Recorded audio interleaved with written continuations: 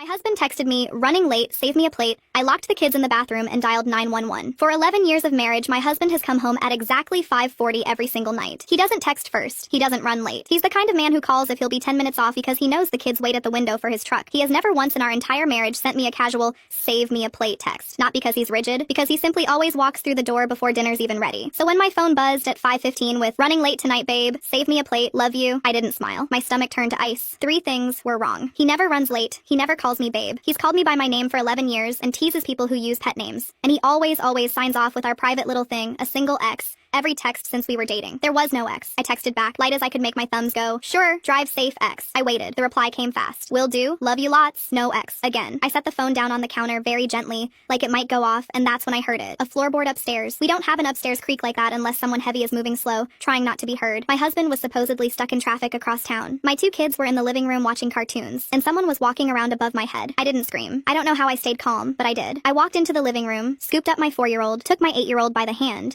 and whispered that we were going to play a hiding game in the bathroom, the quiet kind, the best ever kind. I got them in, locked the door, ran the bath tap so it sounded like an ordinary evening, and called 911 from the floor with my hand cupped over my mouth. My husband sent me a text that he'd never send. I breathed. He's pretending to be late. There's someone in my house upstairs. I think whoever it is has his phone. The dispatcher was gentle, careful. Ma'am, is it possible your husband is just, he signs every text with an X. 11 years. There's no X. He'd never call me babe, and I can hear footsteps upstairs while he's supposedly in traffic. Please, someone has his phone and is texting me so I don't get worried and call him. There was a pause. Then, units are on the way. Stay quiet. Stay where you are. I stayed on that bathroom floor with my babies, my hand over my little one's mouth so his giggling wouldn't carry, listening to the footsteps come down the stairs. Slow, deliberate. They stopped right outside the bathroom door. The handle turned. Locked. A man's voice I didn't recognize said, soft and awful, come on out, sweetheart. It's just me. It was not my husband. My 8-year-old looked up at me with huge eyes and I pressed my finger to my lips and held them both so tight. I have never prayed harder in my life than I did staring at that doorknob jiggling, the wood flexing as he leaned on it. Then sirens. Far, then close, then everywhere. The handle stopped. Footsteps ran for the back. Glass shattered somewhere. Shouting. Boots. A crash that shook the whole house. And then a calm voice through the bathroom door. Ma'am, it's the police. You're safe. You can open up now. They had him face down on my kitchen floor.